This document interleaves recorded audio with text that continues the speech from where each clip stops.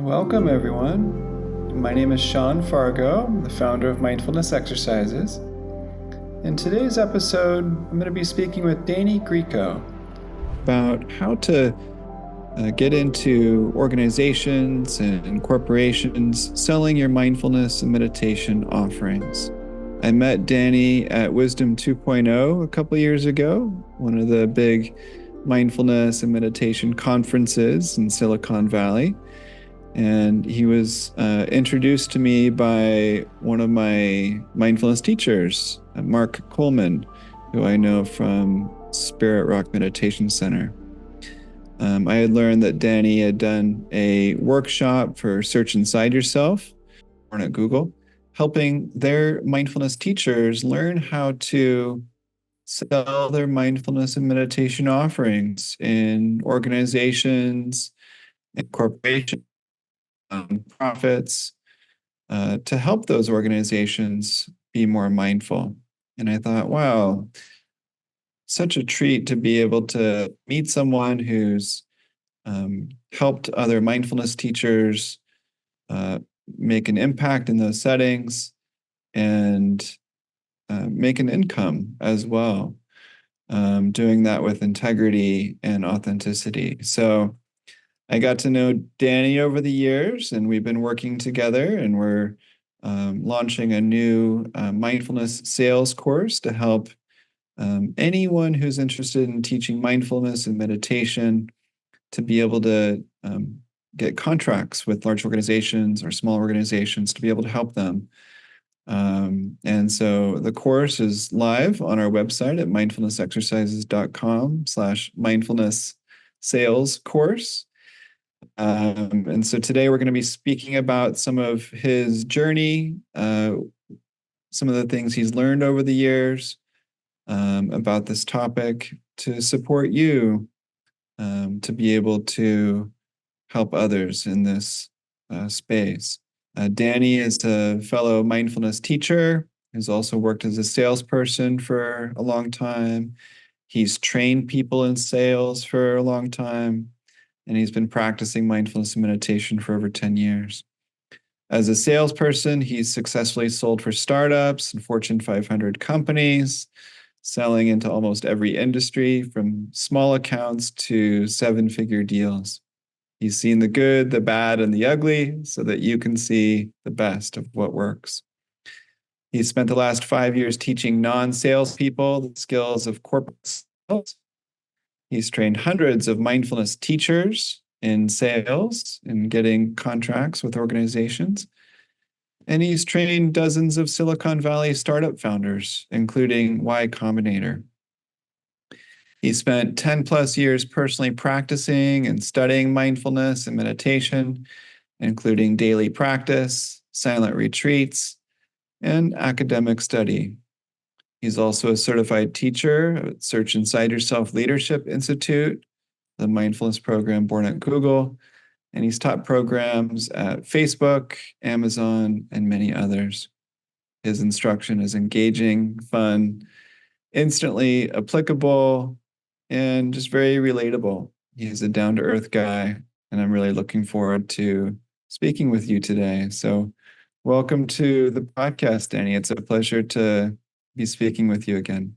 Thank you so much, Sean. Really glad to be here and really excited to be able to speak to these fellow teachers here. It's an honor, really is. This is part of my intention, getting to share it right now. So the honor's here. Thank you. Beautiful.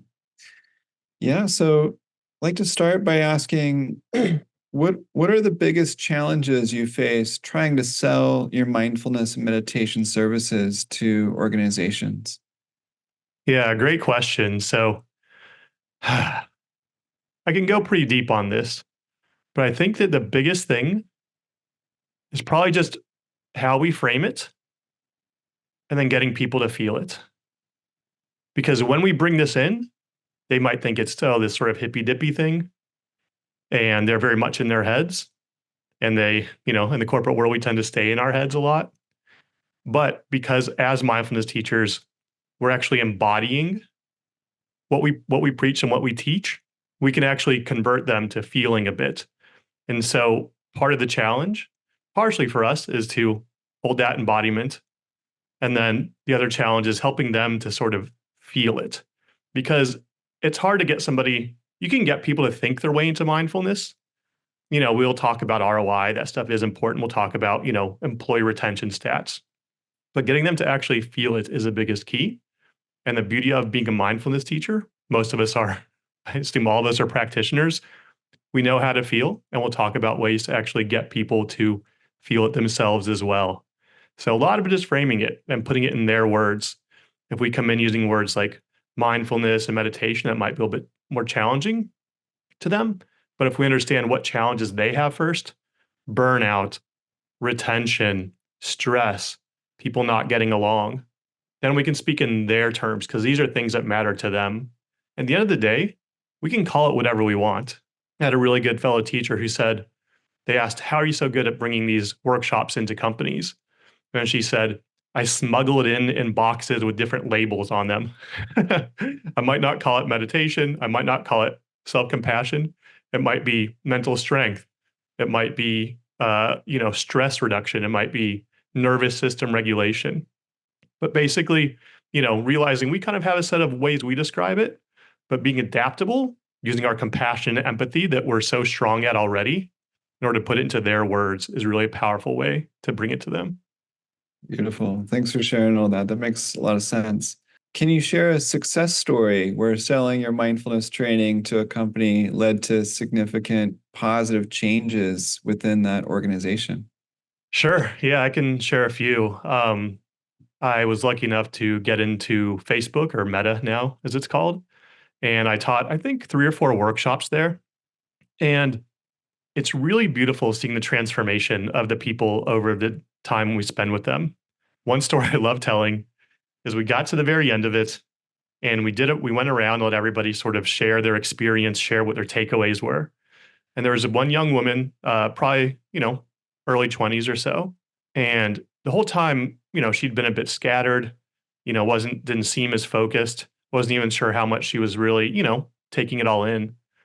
And what she said was, my biggest takeaway is that I now see my fellow employees as actual real people. And that blew me away. And I think the fact is, not only is she seeing her employees as real people, they're seeing their clients as real people.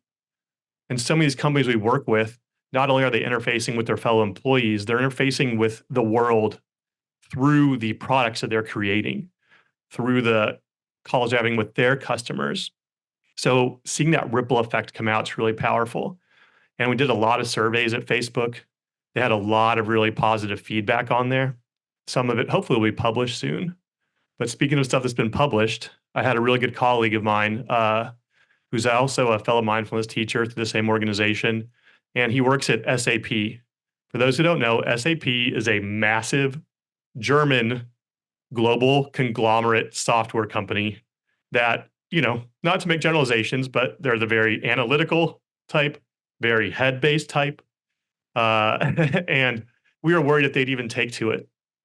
There's an amazing article in Reuters, which I can link, or we can share the link to. And being as they are, they analyzed it, they studied it, and they saw a 200% return on investment, with the training leading to a, quote, rise in employee engagement and a fall in absenteeism.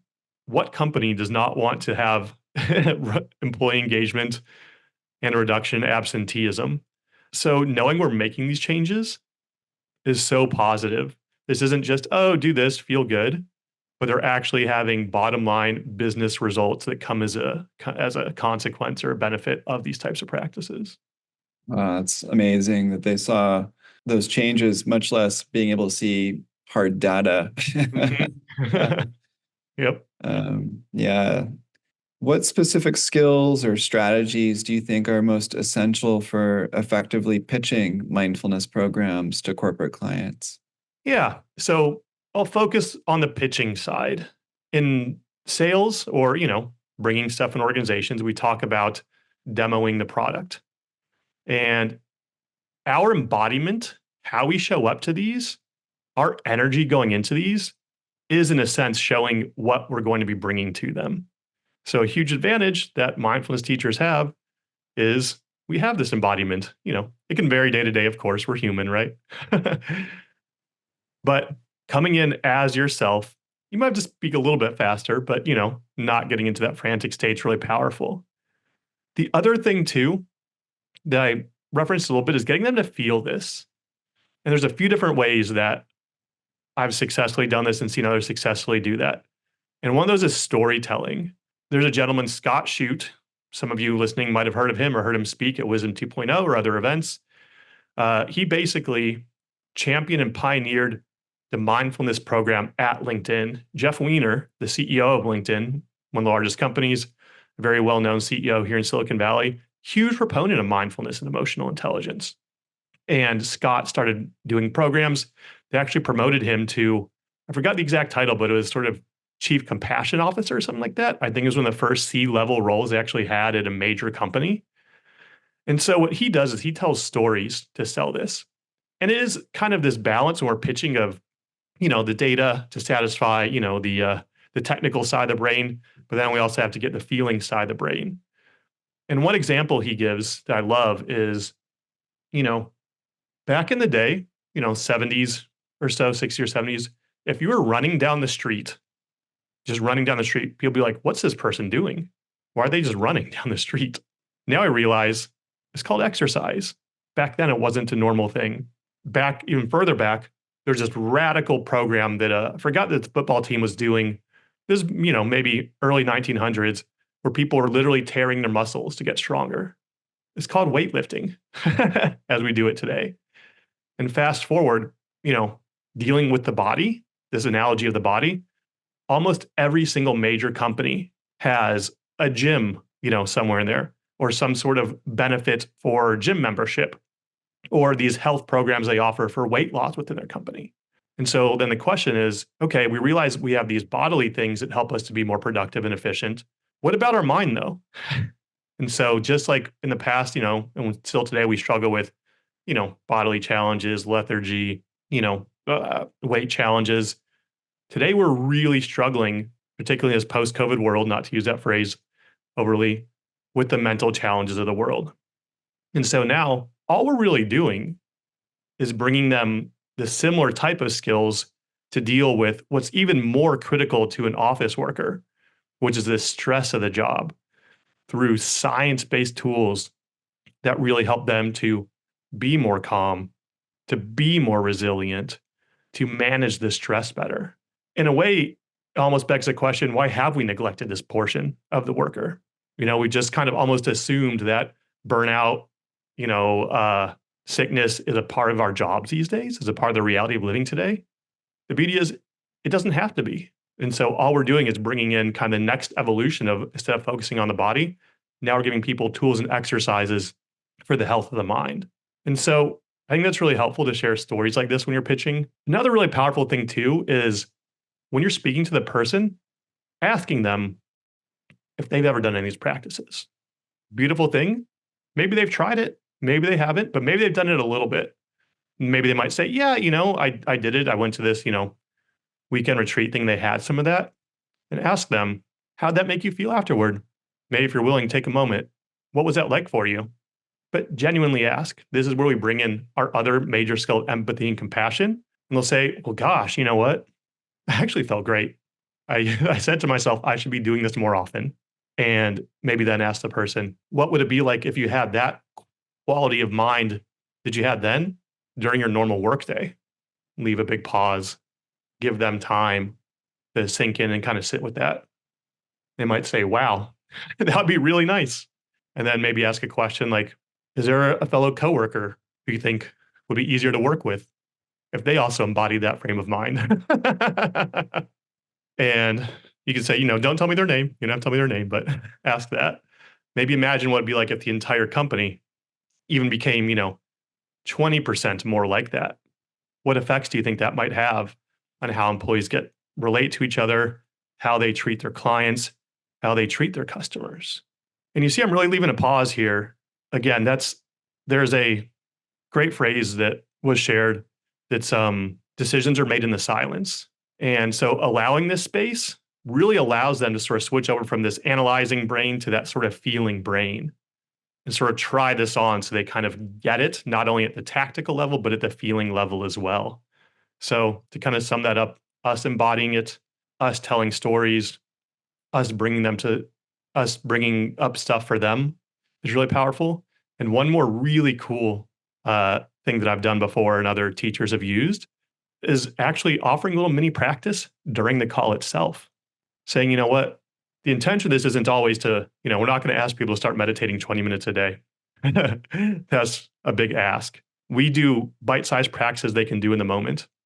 And so if you'd like, we can try one right now. You don't have to if you don't feel like it, but maybe just, see what it's like for you.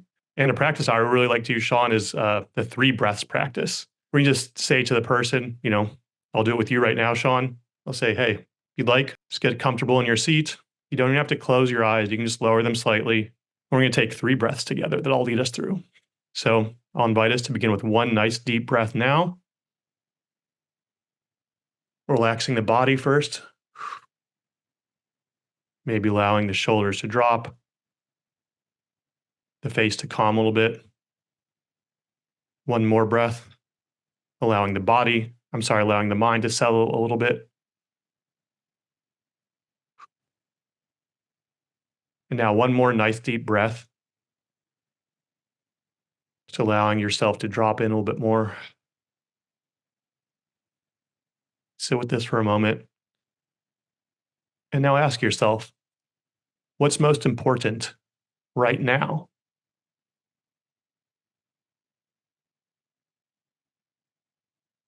And a lot of times people are like, oh my gosh, you know what? I realize that I really need to handle this one email that I've been putting off for weeks. Thank you for reminding me. Or they might say, you know what? I really need to remember to book that babysitter. Or it might be something like, I just need to go take a walk right now. And it completely changes the tone of the entire conversation from this rushed, okay, what do you got? Show me what you got, to a more embodied type of sense.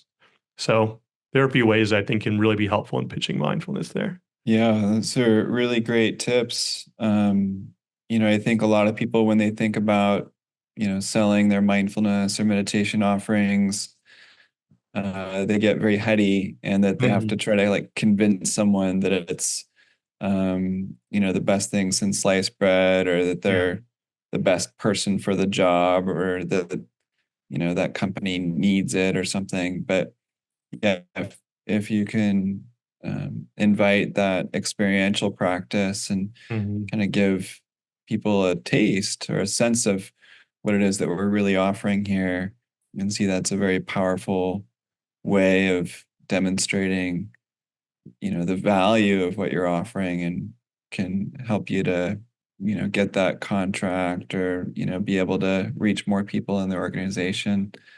Yeah, Um, absolutely. Beautiful. One thing I'll add to that too, Chade Meng Tan, if people aren't familiar, he was one of the earliest Google employees within the first couple hundred. And he pioneered a mindfulness course they taught at Google. He's also written books like Search Inside Yourself, Joy on Demand. And what he always said is get people to feel it. So that's a great way to get them to feel it. And maybe after you do that practice with them, you might ask them, what would it be like if more people in your organization did that? What would it be like if everybody did this on somewhat of a regular basis in those moments? What if your manager tried that? Again, a lot of our job is, bringing this into organizations and working with people is helping them to connect the dots. What would it be like if? What would it be like if? Kind of painting that vision. Another great sales mentor I had said, paint the vision. So, imagine if even team offsite started with just a few breaths. Maybe, you have these really busy weekly meetings. If everybody stopped and did just those 3 breaths or something like that at the beginning of those meetings, how do you think that might change things? Yeah. Absolutely. Yeah, for your own sake, for your manager's sake, for the people you're managing, for the team's sake. Um, Absolutely. How do you maintain authenticity and compassion while navigating the business aspects of selling mindfulness or meditation offerings? Yeah, great question. I think it really starts with connecting with your intention.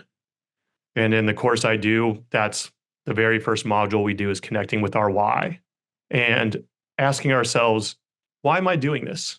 Then maybe, why am I really doing this? Why am I really, really doing this? And there's more steps to go into it. What effect would this have on the world?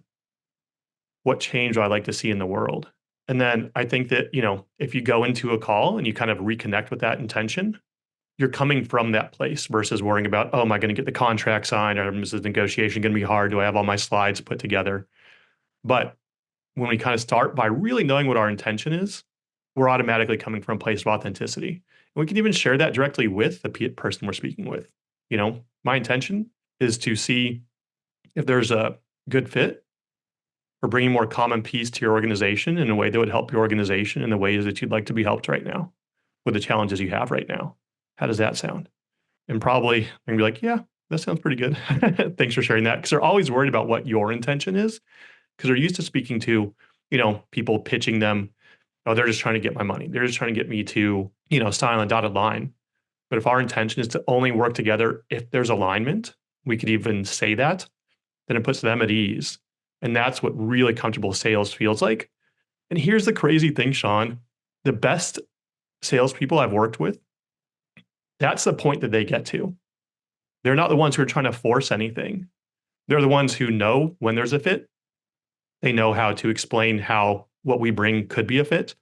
And if it's there, let's explore how to potentially bring it in there. If there's not, no harm, no foul. Let's not waste either of our times. Maybe in the future, but thanks for sharing about you. And I think that knowing that behaving that way is what the client is really comfortable with gives us a lot more confidence. So I'd say those things are some of the ways we can really do it. And, gut checking ourselves. And it's okay when nerves come up. That's normal. But, always reconnecting back to that intention, there's a really powerful technique.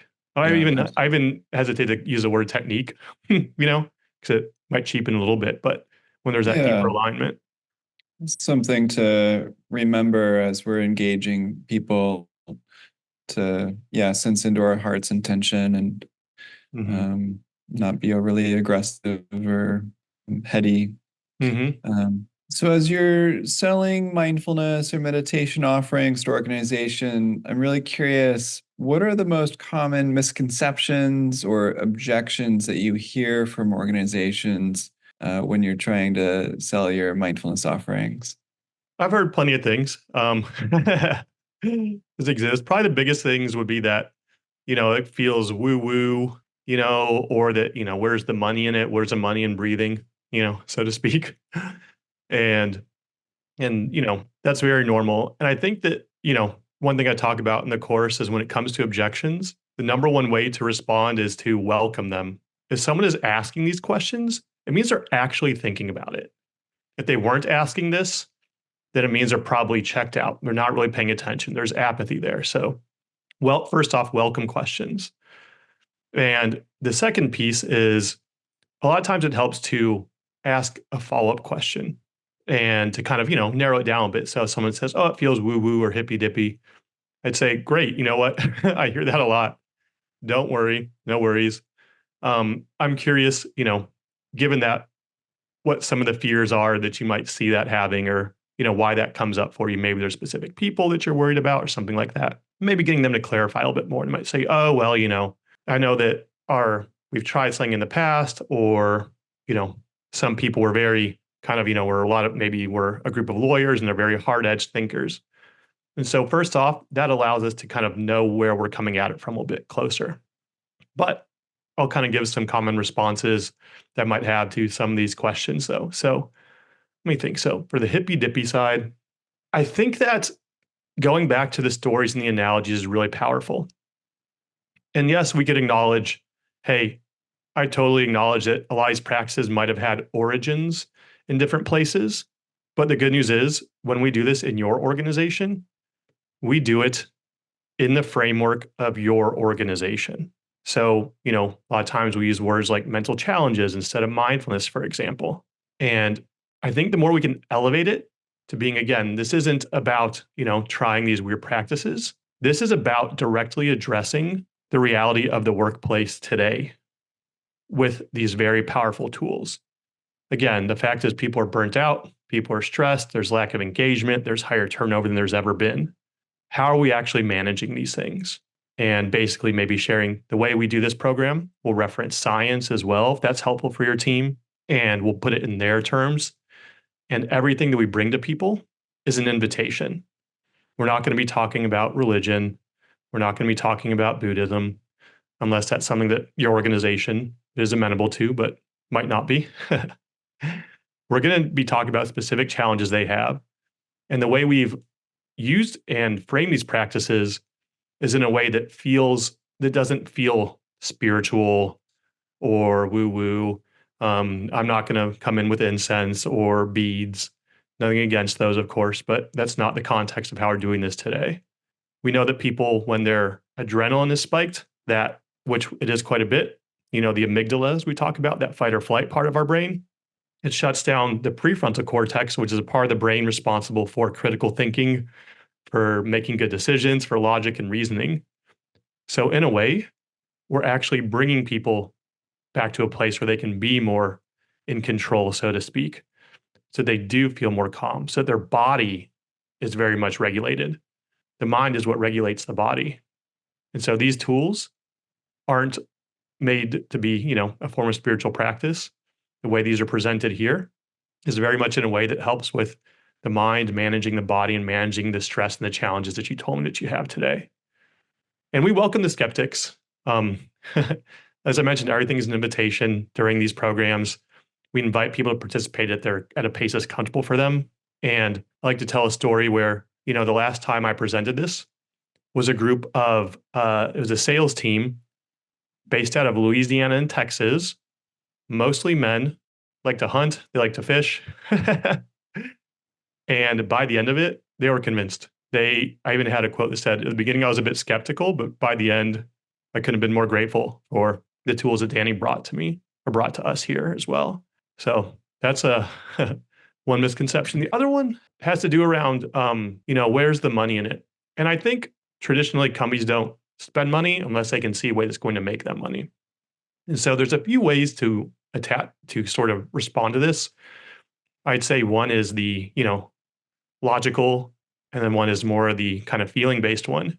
On the logical side, we can say, hey, the good news is the data is in on this stuff. You could reference the SAP article.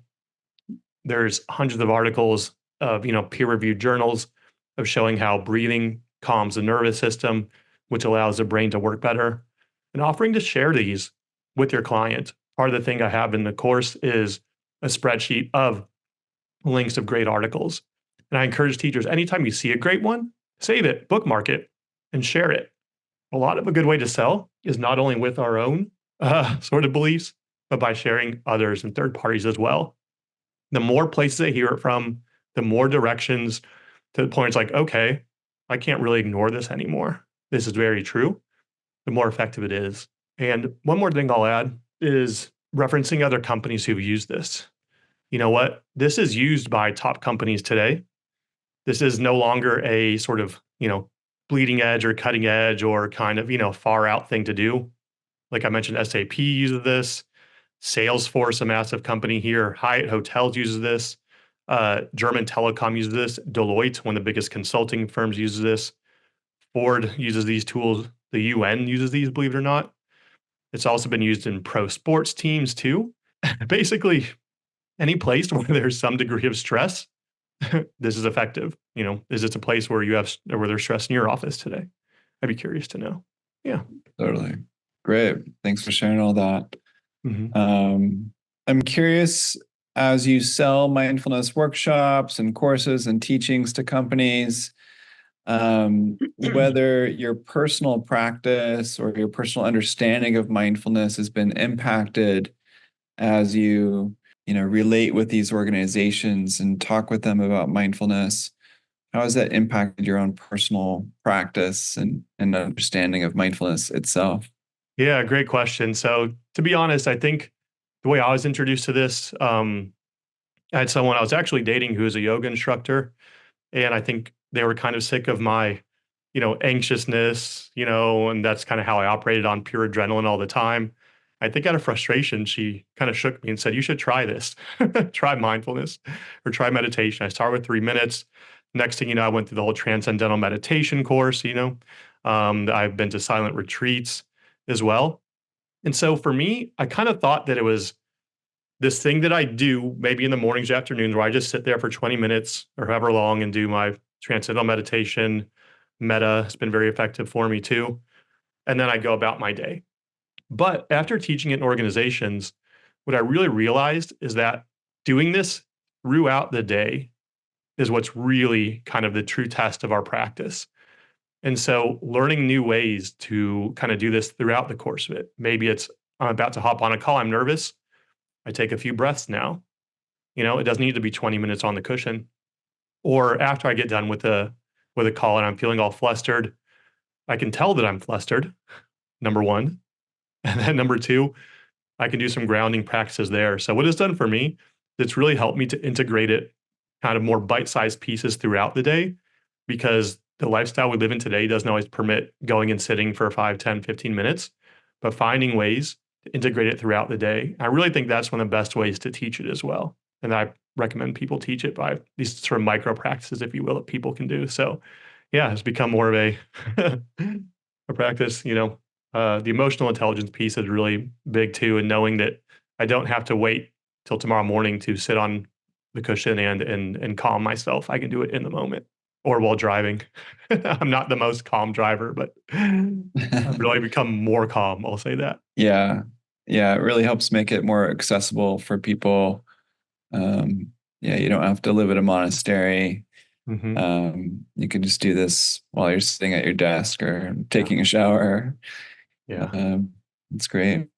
As you said, a lot of companies want to know if there's like money in breathing or, Hmm. what are we going to get out of this financially? How does mindfulness training impact our bottom line? And so I'm curious how you measure the success of a mindfulness training, or how do you measure the return on investment of your mindfulness programs for organizations? Yeah. Great question. The quick and dirty answer is survey, survey, survey people. And I'll add a few sort of nuances to that. Really, our job starts on that first conversation we have, where we're trying to really figure out what unique challenges does this organization have? Going deep, we might ask them, what type of potential, kind of employee challenges are you having today? They might say, well, we noticed that employee engagement is low. Oh, that's really interesting. Can you tell me more about that? Oh, yeah. Well, we find that, people are, reporting really high levels of stress. Oh, that's interesting. Can you give me some specific examples, maybe even? If you can think of any, you don't have to name names. And then getting them to sort of share some anecdotes, which also allows them to sort of connect with, wow, there really is a challenge here. Or we are having really high turnover right now. Oh, you are? How is that impacting your business? Oh, gosh, well, it means we're hiring all the time. We don't have roles filled. Oh, man, that's challenging. What type of impact does it have? Maybe think of one of the roles now, a big role that somebody left from when that role isn't filled. Oh gosh, it means that, if we don't have a director of sales, then our sales numbers are probably dropping. And then I might leave a big pause after that. Them to sort of feel the impact of what that means to the organization. You can even go a step deeper. What impact does that have on the organization when sales numbers aren't being met? Gosh, I don't even want to think about it. If we don't hit our numbers, then we're probably going to have layoffs. Oh, geez. Yeah. How does that affect the stability of the business in the future? And then kind of getting them to really connect to the what this really means for the organization. This isn't just, oh, let's get people to be a little more relaxed. And then I would really strongly recommend when you're bringing in, these programs, make it really understand what their challenges are. And those are the surveys we're going to have. So what are your metrics? Okay. What we're going to do is start with a pre-survey. We're obviously going to do a survey immediately following the workshop, and then we'll do a later post survey as well. And using their metrics, or stuff that they've identified specifically, stress levels, things of that nature, engagement. And then we create simple surveys that we have people take beforehand. What's your stress level now? And later, what's your stress level now? And I think that there's a few other important pieces to have to this, which I'll mention here. We definitely want the quantitative data. You know, these numbers went down, these metrics went down. We also want qualitative data. So in these surveys, I recommend asking questions like maybe right after the workshop, in what ways will this affect your work? Maybe later on, what changes have you seen in your own work as a result? What was your biggest takeaway from this? And maybe beforehand, yes, we ask stress levels, but then we might ask, how does your stress affect your work today? Can you name any specific ways? And then this quantitative data is really important. And also having the qualitative data, where once we've kind of done a workshop or two or a few, being able to then review this with the client and be like, wow, the head of sales said that now they feel like they're able to be much more present and get more work done in a day. So being able to have specific stories and specific numbers is really powerful as well, a really strong way. And I'd recommend making this a part of the program itself, making this is how we do it, not will you do this, but this is how we do it. Beautiful. Yeah, that qualitative and quantitative data goes a long way. Yeah, in the beginning of a relationship, middle, and yeah, that's great advice. For those people wanting to start out teaching mindfulness to companies and organizations and corporations, someone who wants to share the practices of mindfulness and meditation with professionals, what advice would you give to someone just starting out in selling their services? Yeah. So first off, always, as we talked about, connect to your intention. What's your why behind doing this? I feel like that'll kind of help you to feel more confident in it and feel more sort of grounded in your why, which, increases motivation, increases that drive and desire. And I'd honestly say, get the skills to do this, to actually do quote unquote, sales, which isn't a dirty word. It's basically, the way we bring our intention out there. If you think of people who've made big changes in the world, you know, there's a lot of similarity between what they're doing versus what we're doing. We might have taken different shapes or forms, great thinkers, great leaders, and realizing that that's what they're doing. But getting to the skills, there is sort of a way things work, in modern corporate sales today, where, we reach out in a certain way, we have a first call in a certain way, we ask certain questions, we share our value in a certain way, we share contracts in a certain way. And so being able to really sort of understand what these mechanisms are and how they work will make the person feel comfortable knowing that, okay, this person, yes, they have this side of it, the intention, the groundedness, the ability to teach, but also they know how our world works. I don't have to coach them on this. They're going to be able to work with me and collaborate with me throughout this process as well, too. So really having that's important because they do exist. They're there. They're clear. It's, what the course is about that I share, but having that. And one more thing I'd say too, to really encourage people thinking about doing this, which kind of blew my mind when I realized this.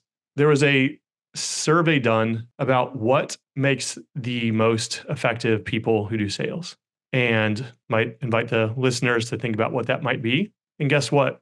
It wasn't they're great at pitching. It wasn't that they're great at negotiating. It's that they want to do it. At a deep level, they want to do this. And I feel like mindfulness teachers really want to do this. I believe all of us, myself included, have been very deeply personally impacted by these type of tools and abilities. And so knowing that, you have that already within you. Another interesting survey was done. It's what are the two biggest issues that buyers have with people who are selling to them? It's that the person selling doesn't listen. And that they don't understand me. And my guess is two of the things that everybody on this listening right now is the best at is listening and understanding, holding space, digging deep, really empathizing because people, yes, they want to buy from who has the best product, so to speak, but they really want to buy from the person who understands them the best. And if you can ask these questions, get deep, and then say, here's what I heard. It sounds like this organization is struggling with this, which has had these types of challenges. We've seen issues with this and that. And you have these other type of goals as well that are on the line. And if we don't work with those or serve those, it might end up in these challenges. However, if we do serve these, then it looks like we could have these benefits as well. How true does that seem to you? Always going back, how does that seem for you? How does that feel for you? And going back with them too, which is something that we really have, because so many people selling these days are going in there kind of frazzled, like, okay, let me show you my product. Let me show you what I have. Look at this feature. Look at this. Look at that. And any sort of discovery that is called, is usually very kind of surface level. What challenges? Okay, people are a little bit stressed. Okay, what other this? But our ability to dig deep, understand, and hold space, the person feels held. Oh my gosh, this person gets it. They're listening. They're asking deeper questions. I trust this person. I want to speak to this person. I don't want to ignore this person when they reach back out again. So the beauty of it is that, the advice, connecting with your intention, getting the skills, and knowing that you already have some of the most kind of, I call it sort of the mental emotional skills in place, and then balancing those with the tactical skills makes for a really powerful and effective presence that you're able to bring. Beautiful. Well said, Danny. Thanks. So many people in professional settings and organizations are suffering. They're stressed. They're depressed. They're overwhelmed. They're burned out. And so many people could really use these mindfulness practices, these practices of self-compassion Mm-hmm. and emotional regulation and resilience. Mm-hmm. And so we need more mindfulness teachers in these spaces to support these professionals, these leaders, these managers. And so for everyone listening, there's never been a greater demand for mindfulness teachers in these spaces. And I encourage you to get the skills that Danny's talking about. We offer Danny's course, Mindfulness Sales course, to give you the skills to be able to offer your mindfulness trainings, your workshops, your keynotes, your practices, your meditations into organizations. And it gives you all the tools that you need to be able to do that effectively with integrity and compassion and also effectiveness, really impacting the organizations in qualitative ways. So everyone who's listening, I encourage you to check out Danny's course on our website at mindfulnessexercises.com. We'll have the link down below. Encourage you to check it out so that you can help people in organizations effectively. Danny, it's been a treat to be able to learn from you and hear your insights, really hear your heart coming through. I just want to honor the work that you've done for so many mindfulness teachers around the world in helping them to share their wisdom and their compassion with people in professional settings. So thank you so much for coming, Danny. Yeah, my pleasure. It genuinely is. And I don't just say that, as a matter of speaking. I think that if someone's listening to this, if someone has kind of come this far, that there's a reason. And I don't want to go too far out, but I feel like, I don't know if I would, you can maybe say we've been chosen in some sense, or, there's something a bit bigger that's brought us to this space. But there's a real opportunity here, and not everybody comes here. And I feel like all of us together can turn the tide of this world. And if you're here, you're one of those people. I'm sure we had to probably crawl through some heavy places to get where we are right now. And I honor that. I know I have. Mm. So I really welcome people to know that what we've gone through, how we've been able to help ourselves, is a gift that doesn't just need to stop with us. We needed to learn at this level in order to manage ourselves. And now we have this gift and ability to bring this out in others. And maybe you can imagine what it would have been like if someone came and shared this with you, 5 or 10 years before you figured it out for yourself, how that might have changed the trajectory of your own life. And knowing that bringing this into organizations that are literally creating the products, the services that touch the world all day, every single day, if that effect is washed over them, not only to the employees, but again, to everybody that they're touching, the effect and the reach that this really has. So I just see it as such a powerful way to kind of utilize our challenges and things we've learned in our practices to have arguably the broadest reach possible. And we're coming from the right place. So thank you all for being here. This is part of my intention, is to amplifying it and helping people who are at this point in their journey as well. So the honor is really mine. Thank you all.